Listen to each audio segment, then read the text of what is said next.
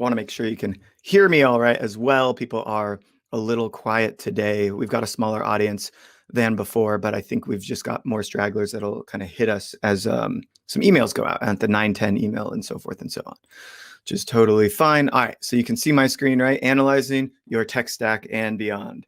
I think before we even get into this, like, what does a tech stack even mean? Most people don't think about how the tools that they use to run their business work together. You've kind of just thrown them together, or you needed something, you needed a solution, and now you might be kind of paying for it in the sense that your tools aren't talking to each other. So a tech stack applies to really anybody in an organization. Everybody is using technology. If we're in e-commerce, technology is how we fulfill on everything, right? The first, we've got the storefront, we've got operational technology, we have internal technology like communication tools like Slack, Asana for project management, things like that.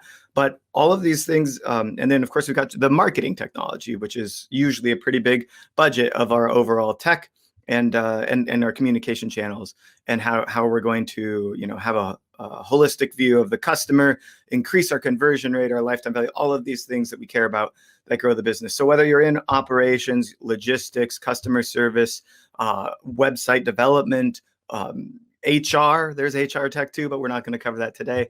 Largely today, we're going to focus on marketing technology and e-commerce technology, which is just kind of the nature of how I think about priority technologies. The other ones need really a completely different talk. All right, so that's what I'm talking about when I talk about analyzing your tech stack. You probably know about me, but really briefly, I've been in e-commerce. I've been in e-commerce technology. I've ran my own agency, so I've seen all three sides of e-commerce, I would say. And the number one thing that everybody sucked at across the board on all of it was understanding the right tech tools, plugging them in, and really making technology work well for their business. It always felt like a battle, and that's kind of why I started e-commerce technology. The other thing worth noting is that the industry is expanding very quickly. This is just a really quick screenshot. We're putting this together. We're going to launch it in like a month or so on Product Hunt, and you'll have a downloadable PDF that I love to share with you once it's complete. But these are just some of the options we have when it comes to tools, and we might actually need one product from each of these categories in order for our business to operate at full force. And you can imagine the cost of that technology, but also the value that it delivers if we're doing it right. So there's a lot of choices, and we also have to think about how they might work together, which is a bit scary, right? So what's going on in the world today is kind of interesting as well, because if you look at this map, there's actually a few tools in here that could probably be in multiple different categories. We limited them to one because we didn't want them like popping up all over the place. But with market consolidation, which is what happens after the proliferation of markets, meaning in the beginning, in the 2000s, as the internet took off, technologies really launched from that, and thousands of startups grew, and thousands of them failed, of course, and each of them in their own specific niche. Is now, as we mature in technology in the 2015s and 2020s and moving into 2030, we can expect the market to begin to consolidate. Tools that really do everything, and they do everything well. Conglomerates that own multiple different tools so if you buy tool A, you might actually, the tool B might also be under the same umbrella company. And those tools might have been kind of, because they're under the same umbrella, told to work really well together, which is really beneficial to us as the merchant, right? So market consolidation is really changing the landscape for us. You've got Yotpo acquiring companies like Swell and SMS Bump, becoming its own kind of conglomerate of tools. Klaviyo just raised $150 million to launch SMS and grow into like the mass market for e-commerce. OmniSend is already on all-in-one omni-channel marketing platform. MiniChat is expanding from just a messenger marketing tool into SMS, email, and more. WeCommerce is a fund. They've started funds now to aggregate e-commerce technologies. There's been funds for technology, but now there's funds for e-commerce technology. This is how big e-commerce is getting, of course. And so WeCommerce is acquiring companies and kind of building them together. And Assembly, which is a little bit different than a fund, is also pushing more technologies. And they recently, I believe, acquired Refersion and a few others. So this isn't even a complete picture of what's been going on in e-commerce. Then, of course, we've got the big guy, right? Shopify has been putting its arms into more and more places. They launched Shop Mail as, let's say, a downstream competitor to MailChimp, but they're really not touching the app side of the market so much as the e-commerce side of the market, if that makes any sense. They've got payments, they've got the expert group, they've got their 3PL network now, right? Shop Pay is growing, and you can see that like merchants on Shopify are winning. I love Shopify, and I could talk about it all day long. But they're winning for a reason, and it's because they understand the needs of the merchant and are going to basically serve all of those needs in one place. You can expect the end result of Shopify to really carry a lot more tools for us and be an all-in-one. I don't know what Shopify's next move is, but I'm really surprised they don't go more onto the app side, because we do need those MarTech tools. We do need those operational tech tools, and they really could be under one umbrella. But I think they've got a long ways to go in e-commerce, and that's why they focus on that first. And then the technology partners, they will continue to empower them, and the businesses will play off of each other nicely. So that's Shopify. Then we've got this whole new thing going on here, which is the rise of the digitally native vertical brand. We talked about the rise of internet and technology in the early 2000s, something kind of piggybacking right off of the top of that, I would say. Right as the internet and technology took off, we saw this boom in e-commerce, big opportunities. You've probably heard Gary Vaynerchuk talk about how he was getting 5 cents a click for wine keywords in the early days. And then, of course, when Facebook ads became a big thing, a lot of e-commerce brands found out they could advertise for cheap on Facebook, get piles of customers in the door on their very jankety put together, sometimes custom site, etc. And then, of course, when Shopify came in, made it really easy to launch an e-commerce brand. And as market competition increased and e-commerce kind of got flooded, and maybe even customers got a little bit more wary of those pass-through brands that gave them pretty crappy products and all that stuff, there was this change in what needed to happen inside the company. We talked about it yesterday, the retention revolution, we could call it, and what that means for you and your business, and changing focus to establishing a brand relationship instead of just like lowering my cost of acquisition, right? And just getting that first purchase, right? So the rise of the digitally native vertical brand is not even if you've got a digitally native vertical brand, which a lot of beauty brands do a very good job at this, you are actually able to kind of have this brand connection because of the paths of technology that came from before, and because of the change in consumer mindset towards things like cause marketing and buying from places that you care from, or that share the same ideals as you. And so even though you didn't start your business like any other way, you were like, of course I'm going to care about my customer. Of course I'm going to care about loyalty and retention. You're successful today because of a shift in market dynamics, because of the original proliferation of technology and now consolidation. And I think that's really important to understand, that like it's working because of things outside of your control, as well as the choices that you've made, and they kind of work well together. We already know this. This is from before the pandemic, these stats. Companies going out of business in retail, e-commerce is, of course, extremely eclipsing, growing even faster than this shows year over year. Here's what the brands look like, right? We've got Casper, Birchbox, Morphe, Glossier, Movement watches. Everybody here is really building that relationship with the customer through best-in-class online experience, best-in-class customer service, great retention campaigns, et cetera, et cetera, et cetera. All right, so yeah. Next up, because of the proliferation of technology, now for the first time ever, the next generation is going to have been growing up with a smartphone basically in their hand their entire life. So we can expect shoppers to be a bit more savvy online than before, which plays into that digitally native vertical brand component, right? They want to have a relationship. They're not going to be duped by you. They want to get real value out of the products that you're offering. So here are some quick ways that you might think about continuing your differentiation as you think about building that digitally native vertical brand. So obviously the question is, are you an expert when it comes to beauty brands? Often you are like, the beauty expert, you're putting the makeup on yourself as like a solo founder, or you've got a team of influencers and beauty experts that really understand your product and can explain it to the consumer. And when that happens, people come to you just for the expertise. Even if they aren't buying product from you, then they still need to come back to you to understand things. And that builds a relationship, which then products can be sold to. Unique products, we heard from Ether Beauty and what their strategy was on putting crystals and minerals into their product.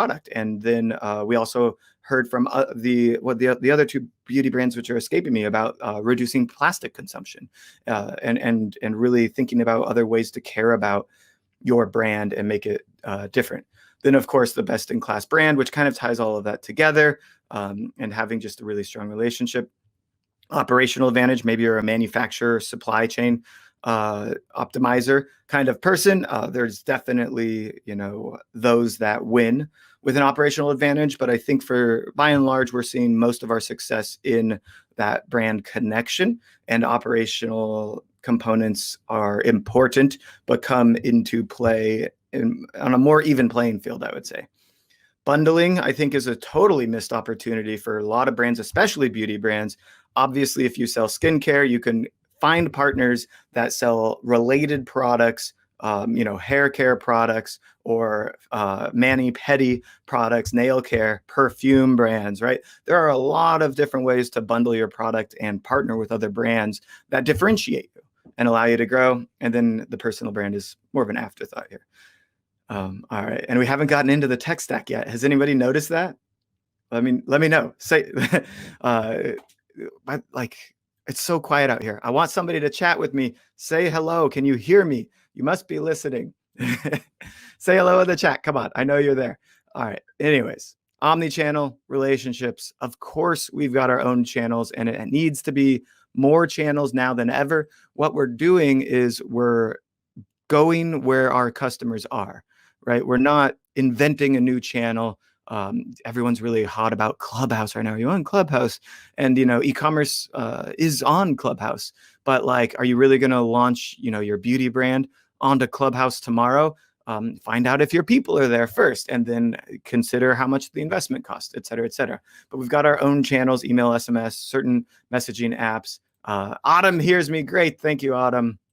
I knew somebody was around. I see other people here with me live, but if you want to be quiet, I guess that's fine. So we've got our own channels, which include retail. Might be that we own our own retail outlet or using retail to empower our e-commerce. Obviously was more of a thing pre-COVID and will be more of a thing post-COVID, I believe. Translating that retail experience into an omnichannel experience. Rented channels, I think social's always rented. So maybe you've grown a large Instagram or Facebook following. It's going well for you, but it's not really yours to own because you don't have any personally identifiable information. Jeffrey Black is here. Great. Jeffrey, where are you tuning in from? Where are you listening from? Let me know. So advertising is obviously rented, pay to play, and then traditional and print advertising and other offline sources that might drive people back to you. This is all really important because it's going to tie into technology and how you have to think about technology, not just across the basics, email and SMS. And we did hear from Octane and SMS and Messenger, et cetera, and WhatsApp and all that stuff coming together. But then you have to say, oh, was this person within 3 miles of my retail store last week, and that's why they're buying from me online. So there's a certain kind of multi-channel attribution model that we have to build as we grow our brands and really want to understand how we're making our money, because that's of course going to determine how we invest that money. Jeffrey says he's from LA. Awesome. Same time zone. I think it's probably not raining in LA right now. It is raining here in Walnut Creek. So yeah, all right. I could blab on about that. Next up, before we get into the tech stack stuff, let's talk about user experience really quick. Where did it go? There it is. So a lot of brands don't realize what is par for the course today. So let me lay it out for you. what is par for the course today is, of course, Amazon has made it so that we expect the product to be shipped and in our doorstep in 2 days. Most e-commerce brands aren't hitting that expectation, which is okay, but you should know the expectation is for it to arrive very quickly. And the faster you get it there and the faster you're able to promise the date and then deliver on your promise, the better you'll be. I'll show you a tool that does that in a second, as we or maybe in like 5 minutes. Live chat is, again, it prints money for as long as you're doing over 50,000, clearly over 100,000 a month in revenue through e-commerce. Live chat is pretty much, it's always going to make you money. If you have, unless you're operating on the slimmest of margins and have really low average order value, it's going to work and it's going to print money. So please, like, I consider it mandatory, but a study that I did and a talk that I have given many times shows that as of 2 years ago, 93% of brands weren't doing live chat right. And that was 93% of the top 500 e-commerce brands. So there is still a lot of opportunity for you to do live chat and do it well and make a lot of money in the process.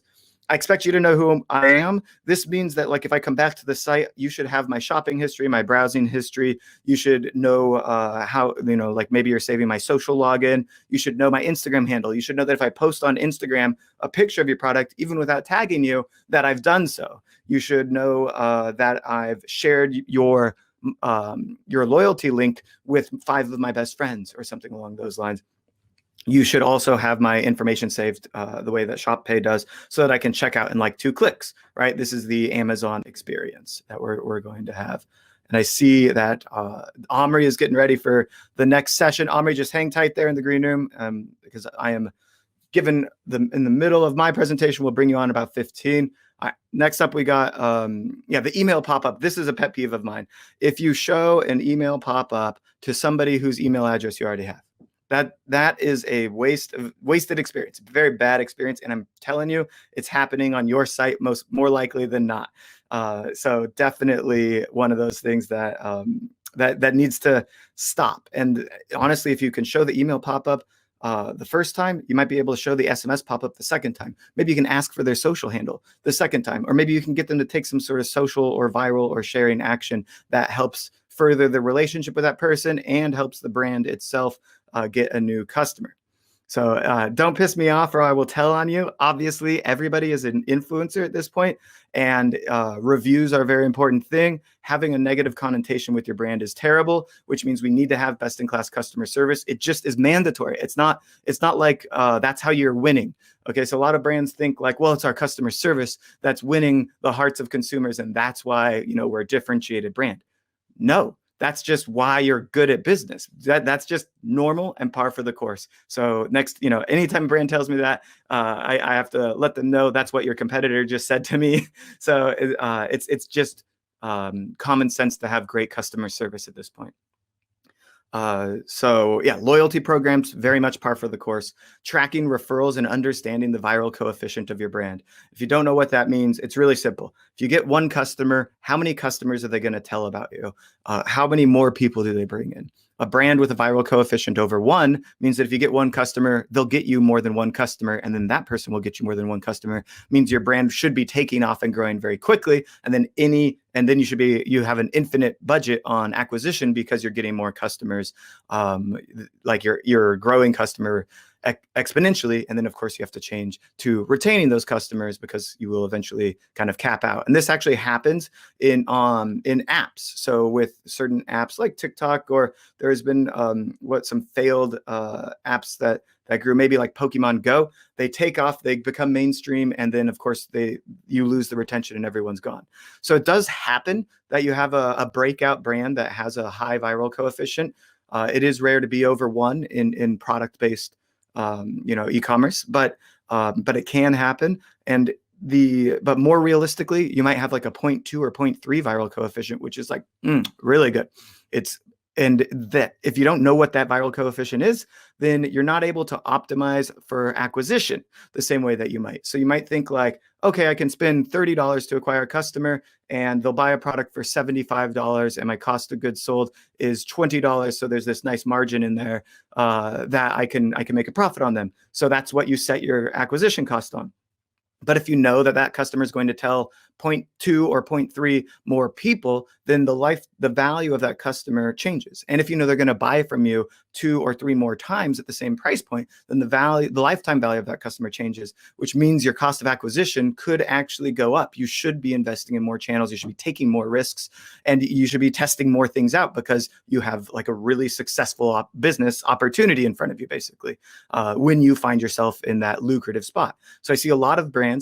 Worked with a lot of beauty brands who had really high growth potential and were just kind of underrating themselves because they were looking at first purchase, or they wanted, they were kind of trading the growth of their company for money today, or maybe, and in some cases there are cash flow limitations, of course, but for the most part, you can predict these things very, very consistently, and you can know when you're going to get your money back. Okay, here's a few random high-level strategy ideas, and then we'll get to the tech stack stuff, I promise. I don't know why this is cut off. If you don't have a dashboard that you're looking at daily in your e-commerce store, and even for anybody with over 50,000 visitors a month, you should actually have a real-time feed of people on site, because if the site goes down, or a page goes down, or a 404 page starts to be hit over and over again, you need to act quickly. Maybe people are hitting a product page that is out of stock, or maybe sales all of a sudden just drop off for 1 hour, and that's because your ads got shut down. Like, it really helps have a minute by minute as certain revenue level, but at least daily metrics, understanding yesterday's metrics, day over day metrics, and having that dashboard up. So if this was like my workspace for e-commerce, I would have a second monitor above my monitor that showed me all of my metrics in real time. When I was working inside e-commerce, we put an 80-inch monitor on the wall and designed some very basic, you can use Google, Google Data Studio and Google Analytics, and just plug in a few things, use like some Zaps and stuff, and you can see your Shopify analytics and your Google Analytics and your Klaviyo analytics all in one place, and be very happy at understanding what's going on. Split testing, oh my God, split testing is the, if you're not split testing, again, I'd say starting at 10,000 visitors a month, you should be running at least one split test at the base. So that's the moment where it can take 2 weeks to a month to get a statistically significant result. At 100,000 visits a month, if you're not split testing, then you probably are suffering from the hippo strategy, which is, of course, you or somebody else in the business is the highest paid person, and your opinion is what makes the conversion rate go up, right? No, your opinion is wrong. Even the best experts in the industry only get their tests right 80% of the time. So if you aren't a conversion rate optimization expert and you're making decisions without split testing, you're obviously going to be making a lot of mistakes. So by split testing, you prove the value. You can do it. Google Optimizer's free for 5 tests. It's perfect. You start there, and I'll show you a tool called Optimizely in a second. And then customer development. When was the last time you talked to a customer on the phone? I would say in person, but it's a little bit harder today.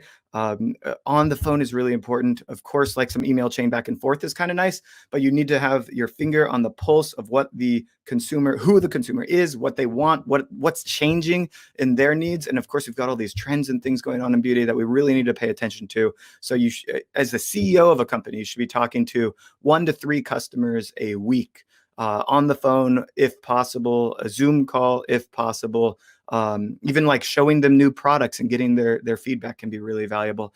And you could do Facebook Lives and bring them on stage. Like, there's so many different ways to interact with customers. You have no excuses. All right, we're finally into the meat of what we're supposed to be talking about. There's 2 types of tools that you want to use for your business. KPI-driven tools that clearly improve some sort of performance metric in the business that will almost certainly tie directly back to margin growth or revenue. Then you have time saver tools, which are a lot more boring and really straightforward. Tools that are like, okay, I'm just going to replace having to put things in a spreadsheet and upload it. It's like, maybe it's an integration tool or some sort of automation tool, right? Those are not that interesting. They save time for a resource, which means that resource can be freed up to do other things. And you can calculate the value literally by how many hours they've saved and what the cost of that person's time is, right? Not that important.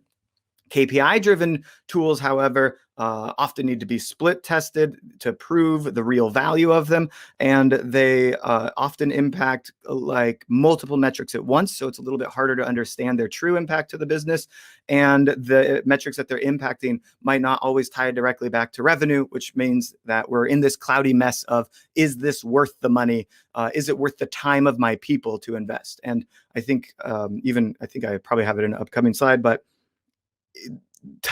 your people's time is obviously really just money when we're talking about it from a ROI of the tool standpoint. So if you know that a tool costs 2 hours a month of an employee's time, calculate that into how much you pay for that tool. You say, I pay $300 a month for Klaviyo. Well, how much time does your team spend in Klaviyo? Because that's your real cost of having an email marketing service provider, right? And very often you wouldn't switch. A lot of people try and switch email service providers to save money and not realizing how much ROI they lose. Oh, that one is really grinds my gears. And then of course it's like, is it going to save me time and money? Is it and then of course the real question is, how much more money could a better tool make me? Am I using this tool to its fullest? All right, so here's how you probably choose technology tools today. I'm going to show you a better way. It starts with a fire, right? This is fine. It's just there's a fire I need to put out. I've got a whole bunch of customer service inquiries and I'm just one person and I can't seem to get my head out of water. I'm answering, in email after email after email, and I have to go focus on the rest of my business. There's a big problem here. Let's put Carl in charge of solving this problem. Now Carl has to make a heroic sacrifice, jump on the grenade, figure out what tool is going to solve this problem for you. Get what I'm saying? So you always turn to Google, right? You Google search, in this case, let's say best customer service help desk. And if my article doesn't come up, then Gorgeous is going to come up. Best e-commerce customer service help desk, Gorgeous should be number one. I helped them do that back in the day. But anyways, you Google it. Whoever's number one, you just click on their website. You install the tool without really looking at the integrations or understanding how it might work with the rest of your tech stack. Gorgeous is a great tool, so it would work quite fine. But you may have different needs that I don't know about, or you might be too small, or 10 other things, reasons why you shouldn't be buying a help desk today. But it's too late. Carl jumped on the grenade, Google searched it, installed the tool, and boom, you've got this hodgepodgey system of tools put together from random Carls that jumped on random grenades over the last 2 to 3 years. You don't know if the tools work with each other. There's silos. Some tools might not even be used anymore, but you're still paying for them because the person that you let go didn't tell you needed to unsubscribe from that tool. So you got all sorts of problems in your system, right? There has to be a better way. And of course, I could go further into the detailed framework of managing your technology stack, but I'm just going to talk about choosing a tool today because I'm almost out of time.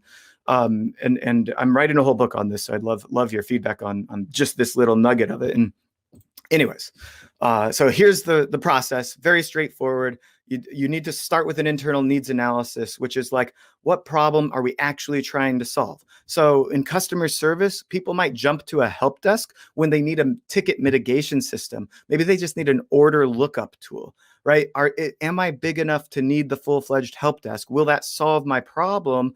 Or would just getting an order lookup tool and continuing to do things manually be a better solution for me given the stage of my business? So a true needs analysis, looking internally at what the one goal is.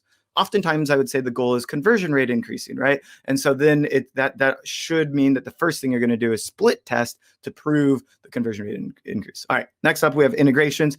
What tools does this tool need to integrate with? So does it need to bring in my SMS, my messenger, my email? Does it need to be talking to my review platform? Does it need to be talking to my operations platform, my 3PL, something like that, right? You need to understand what it needs to integrate with, and you need to write that down, right, in a list. This should all be written down, everything that we've got here. Budget, what is my budget? Can I afford $60 a month, $100 a month, $200 a month? ROI-driven tools, which almost all tools will have some form of impact on ROI, including customer service, of course. The budget should also kind of predict the ROI. And so I'm saying, okay, this tool is going to cost me $200 a month. I get 200 customers a month, so it costs me $1 a customer. Here's my profit margin. So I'm losing $1 per customer in profit margin. So I need my AOV to go up and I need my conversion rate to go up. I need like all these things to go up to make up for that. And in budget, you might also have a timeline to recouping your budget, because a lot of tools require upfront investment before seeing your payoff. So if you invested in 10 tools today, you might go blowing out your budget. But if you pace that out over 10 months, you'd see ROI from each, and it'd be a lot more of a steady growth cycle. Switching costs and lock-in costs. The harder it is to switch off of a tool, the more serious you need to take this decision. The longer you need to vet tools, you might expand your options. You might go into more demos in order to really understand the tool. So just briefly, before you make any decisions, you go like a tool like Klaviyo. Email marketing often has high lock-in. Customer service has high lock-in. Some tools that are like an order lookup tool, you could probably install one today and then install another one tomorrow with very low switching costs. So some have very low cost to switching, some very high. Creating the short list. So I always recommend comparing at least 2 tools for most industries. Some tools like Route don't actually have a true direct competitor, but most tools do have a competitor, and you should compare one versus the other to understand which one's going to work best for you. Maybe one has an integration that's really key to you, or a feature, just like a small, sometimes like having that dynamic discount code that the other tool doesn't have, like this little checkbox or something like that, is really the feature that you want and this you think is going to make more money for you. So sometimes it's just creating that short list, getting into the demo, and then seeing those little tiny feature differentiations that aren't explained on the homepage of the site or in that little 2-minute this is Bob video that explains what they do. And then of course you actually do go through a phase of either testing the tool, which would be straight split testing, especially for conversion rate optimization and other MarTech tools, or onboarding, where you've essentially chosen a tool and you're saying, we're going with Klaviyo, we're going with Omnisend, we're going with Octane AI, let's do it.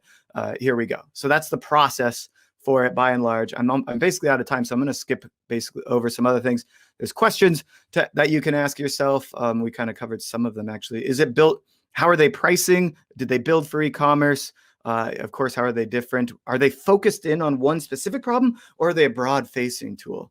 And there's something else I would add here, and it's funny because I know, Amr, you're in the green room. I think tools that have an AI component to them should be a higher priority than really basic generic tools. And this is because AI is starting to eat the lunch of basic tools. So we need tools that have machine learning over tools that don't. And honestly, if you know anything about development, you can develop a web app pretty easily.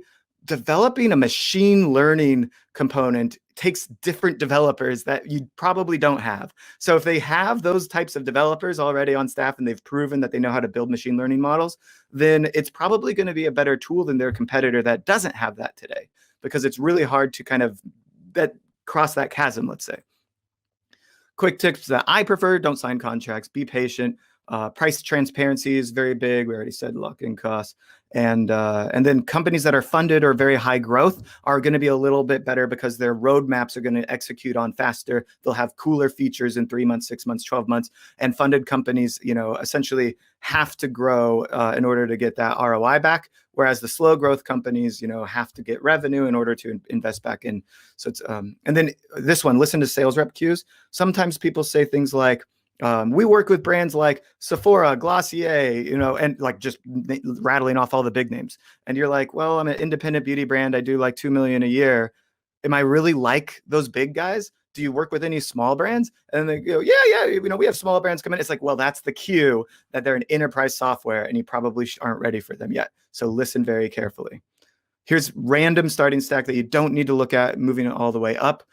Bringing dialogue in at 20K a month. Omri, you'll tell me if that's too early. I think somewhere in between here. We'll find out in a second. Common things. We're going to skip over all this. Cool tools, I guess. Upsell tools. In checkout upsell tools for Shopify Plus merchants. So huge. Rebuy is another great app that does this: order bump or rebuy. Buy now, pay later tools, proving huge profitability in beauty. Just install one. We'll print you money. Channel tools. And that's it. If you want to talk tools with me, I will share a link. You can book a consult. We do tech consultations for free.